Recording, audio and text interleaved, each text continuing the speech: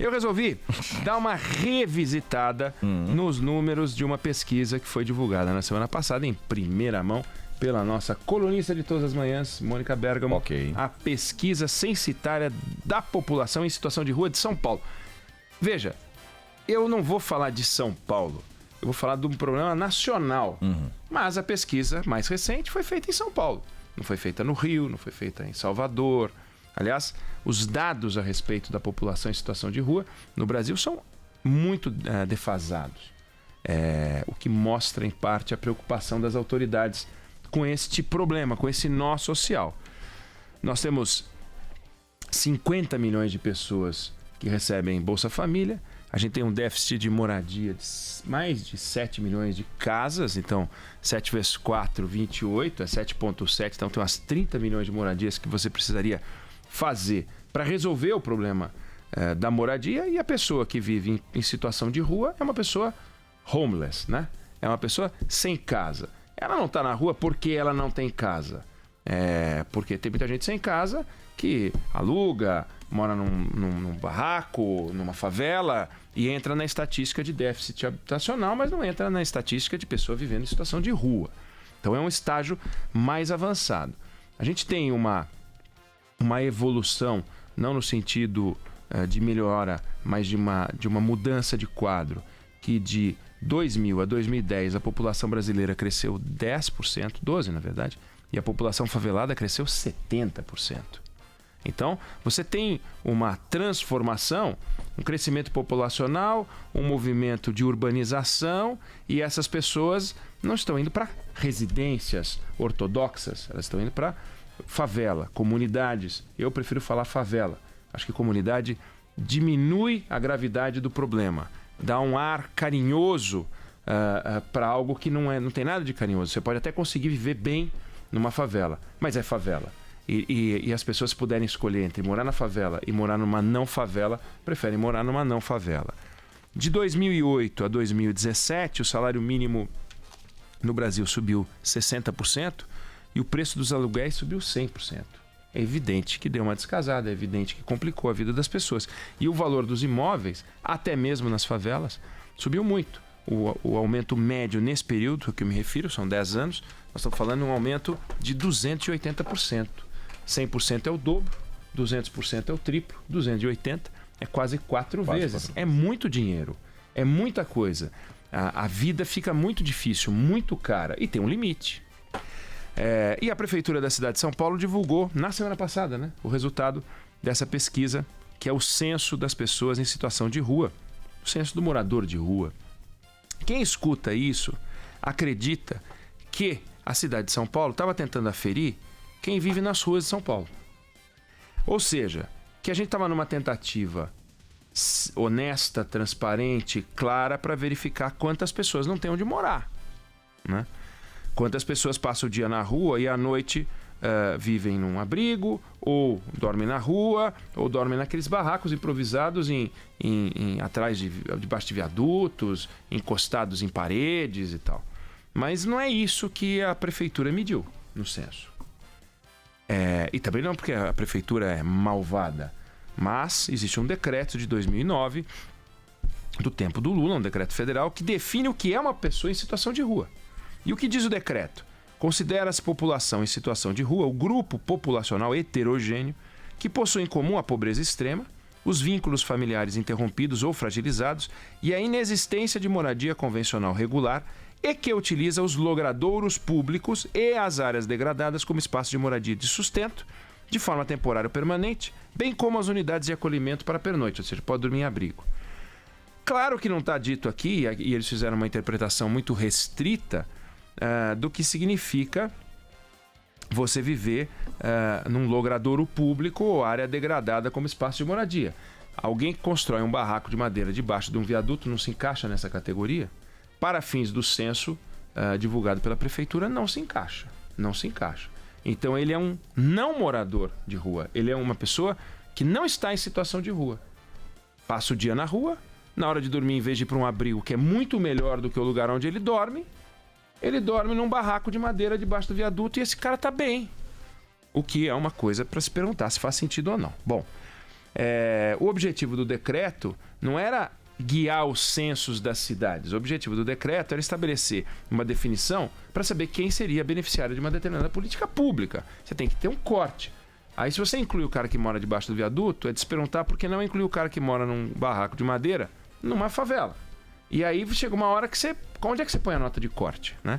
Puseram a nota de corte nesse critério. A prefeitura, ao realizar o seu censo, poderia escolher qualquer critério. Poderia falar, não, eu vou fazer o seguinte: mora numa comunidade, ainda que seja uma favela, ok. Mora num agrupamento de casas debaixo de um viaduto, desculpa, não pode. Então esse cara vai entrar na contabilidade. Ele não tinha a obrigação de não colocar, mas preferiu não colocar. De certa maneira, escolheu aquele critério que põe um número menor no estoque de pessoas vivendo em situação de rua. E é tão claro isso que São Paulo tem menos morador de rua por essa conta do que Los Angeles. Nós falamos disso aqui, que segundo uma fonte tem 48 mil moradores de rua, segundo outra tem 53 mil moradores de rua, Los Angeles, com 4 milhões de habitantes, no mesmo critério, que é o critério homeless. E homeless, para eles, é o cara que ou fica na rua direto ou dorme num abrigo. O cara que fica na rua direto tem uma outra denominação, mas o fato é que Los Angeles, com 4 milhões de habitantes, tem 53 mil moradores de rua, segundo essa fonte. Outra fonte falava 48. Nova York tem 65 mil moradores de rua. 60 mil dormem em abrigo, 5 mil dormem nas ruas. Você fala, pô, Nova York e Los Angeles, duas cidades de um país rico, tem mais morador de rua do que São Paulo e as demais cidades brasileiras. Claro, você adota o decreto, você criou um critério mais restritivo. São Paulo não está tão mal assim. E morar numa barraca é situação de rua, morar num barraco não é situação de rua. É estranho. Os dois moram do lado do outro, debaixo do viaduto. Uhum. E essa pesquisa, da forma como ela é feita, ela acaba não medindo o contingente das pessoas que não têm onde morar. Ela acaba medindo o contingente das pessoas que não têm onde morar segundo um determinado critério restritivo, né? O que não muda o tamanho da confusão. Essa opção de interpretação, ela cria duas distorções, pelo menos. A primeira distorção é que você subdimensiona o problema. Segundo um levantamento da própria prefeitura feito no ano passado, você tem 1.500 famílias vivendo debaixo do viaduto. Esse levantamento foi feito em função daqueles incêndios que acabavam criando um tormento para a cidade, mas acabavam matando gente. Claro. 1.500 famílias, são 6 mil pessoas. Então você concluiu que São Paulo tem 24 mil pessoas em situação de rua e não inclui essas 6 mil. Não é nada, já iria para 30 mil só aí. Fora outras, gente que não está debaixo de viaduto, mas está escorado no seu barraco, encostado numa parede e que não está naquela lista dos 6 mil. Então a gente não sabe qual seria o número e também não dá para apostar muito no número dos militantes, porque também os militantes querem que tenha uma montoeira de gente. Vamos falar em 100 mil, 200 mil, 150 mil, eu não sei qual é o número certo. Então, falta aí um censo um pouco mais organizado. Esse é o primeiro problema. A primeira distorção. A segunda distorção é a seguinte: um cara que está num barraco, debaixo de um viaduto, e muda para uma barraca debaixo de um viaduto, ele se torna um cara em situação de rua. Mas aumentou. Ele saiu do barraco e foi para a barraca, do lado. E a disputa aumentou, mais um cara em situação de rua. Mas ele já estava em situação de rua. Ele já estava numa situação em que ele não tinha família, ele já não morava num lugar razoável, ele não tinha banheiro, ele não tinha energia elétrica, ele não tinha água corrente, ele não tinha nada, mas ele não era situação de rua e passou a ser. Aí os números começam a aumentar. Você fala, mas e aí? Eu acredito que aumentou ou eu não acredito que aumentou? Não sei, esse critério deles é totalmente maluco. Bom, a pesquisa vai ser concluída em maio. Então a gente vai poder descobrir outras coisas, porque tem uns dados ali que são esquisitos. Por exemplo, você não diz há quanto tempo o cara está na rua. Não diz há quanto tempo o cara está na rua. E se você pega o aumento e pergunta há quanto tempo está na rua. Se você pega que tem um aumento e o cara fala que está na rua há 3, 4 anos, você diz, mas então temos uma contradição. Como é que pode ter um aumento se você está há 3, 4 anos? Então, tem sistemas de checagens que a pesquisa ainda não apareceu e não mostrou. Que eu acho importante a gente olhar. Ela, no entanto, é uma primeira experiência. À primeira vista parece lógico. Você fala assim, não, em 2015 a gente tinha 16 mil moradores de rua. Hoje você tem 24 mil. A taxa de desemprego nesse período saltou de 13 para 16. Tô ignorando os números depois da vírgula. Nada mais natural do que você colar um dado no outro. A gente até falou disso na semana passada. Só que os dados não autorizam essa conexão direta. Por quê? Porque a própria pesquisa perguntou para as pessoas por que elas foram para a rua.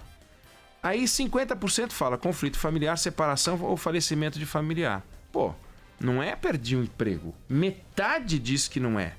Depois 33% fala dependência de droga ilícita ou álcool. Ué, então também não é. Você pode dizer, não, ele foi para as drogas e para o álcool porque perdeu emprego. Bom, mas será? Então ele perdeu o emprego, foi para as drogas e para o álcool, em 2 anos já está na rua. O outro perdeu emprego, em função disso teve conflito familiar, se separou, ou algum parente morreu porque ele perdeu o emprego, e aí não parece razoável. Mas você está no universo da dedução também, né? Não chega pura dedução. Conclusão concreta. Exato. Você teria que aceitar o que eles falam, e o que eles falam é 23%, porque é mais de uma resposta possível, fala em perda de trabalho.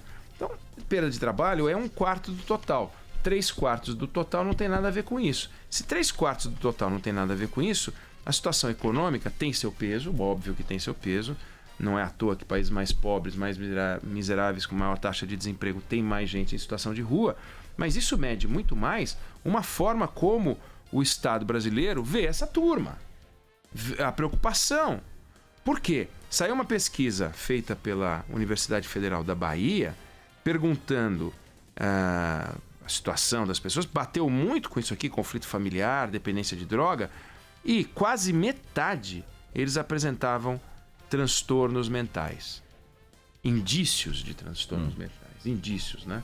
De transtornos mentais. Ou seja, não são pessoas ajustadas que perderam seu emprego. São pessoas desajustadas. E a hora que a gente tenta transformar tudo numa questão social, do tipo, o nosso governo não dá emprego para nós e, portanto, nós, humildes pessoas, estamos nas ruas, a gente simplifica. E toda a simplificação dificulta a compreensão do problema. Essas pessoas, é tão difícil que você tem noite em São Paulo em que o abrigo fica com vaga e as pessoas dormem na rua. Porque elas não querem ir para abrigo. E tem levantamento sobre por que não quer ir para abrigo. Não quer ir para abrigo porque lá tem regra, não quer ir para abrigo porque vai ter que dormir ao lado de um estranho, não quer ir para abrigo porque não pode beber, não quer ir para abrigo porque tem regra para poder fumar, não quer ir para abrigo porque ele quer levar 2 cachorros, 3 gatos, não dá. Não quer ir para abrigo porque tem medo de que vai ser roubado, não quer ir para abrigo porque acha que vai perder o ponto, que ele dormia na frente do supermercado e se ele sair de lá, amanhã ele vai chegar, vai ter alguém na frente do supermercado e ele não vai ter mais aquele ponto que era bom para ele. Bom, entre aspas, né? Era conveniente. Então, o abrigo acaba sendo uma solução, mas não resolve o problema. E o problema não vai ser resolvido com abrigo, com geração de emprego. Veja, arrumar 15 mil empregos, o Brasil arrumou 800 mil empregos esse ano. 815 mil é muito simples. Pega 15 mil e bota todo mundo, se acabou com a situação de rua em São Paulo. Não é assim. Porque essas pessoas, elas não querem um trabalho necessariamente. Elas gostariam de ter um trabalho, mas não é isso que vai fazer elas sair da rua. E a gente fica na fantasia de que com um cobertor, com um emprego ou com um lugar para dormir, você resolveu o problema. Tanto não resolve que ele só aumenta. E tem mais abrigo hoje do que tinha antes, né? Então a gente está, primeiro, subdimensionando o problema pela restrição do decreto. As coisas estão menores, isso é um nó. A gente pode estar distorcendo, porque alguém que sai de um barraco para uma barraca pode aumentar.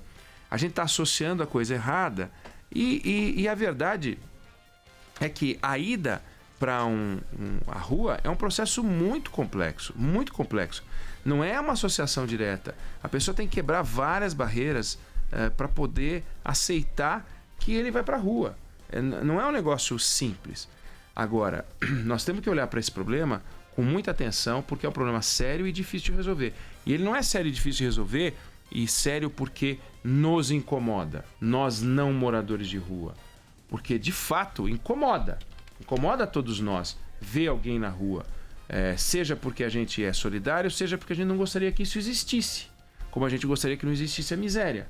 Mas não vai ser fechando os olhos para a miséria que a miséria vai acabar. E não vai ser fechando os olhos para as pessoas em situação de rua que elas vão deixar de ficar em situação de rua. Então, o Estado precisa se mexer e precisa começar sabendo qual é o tamanho desse problema. O Rio de Janeiro, o último levantamento que foi feito foi em 2015. Nós estamos em 2020. Você tem algumas cidades, por exemplo, Recife, aparece como 3 mil moradores de rua. 3 mil. E já Salvador fala em 17 mil. Não é possível, as cidades não são tão diferentes assim. Aí o Rio de Janeiro teria 15 mil contra 17 mil em Salvador e São Paulo com 24. Se você somar tudo, você vai chegar à conclusão de que tem no Brasil o quê? 200 mil moradores de rua? É intuitivo. A gente parece que é isso, parece que é só isso, parece que tem mais, né? A sensação é de que tem mais, a sensação é de que deveria ter, de que o número é maior do que isso. Então, a gente precisa olhar para isso com muita atenção, é dos assuntos mais delicados na campanha eleitoral. Isso vai aparecer porque é assunto municipal, o censo é municipal, o morador de rua é um assunto municipal. Nem sei por que é municipal, mas é uma questão que a gente vai ter que enfrentar e é uma questão bem delicada.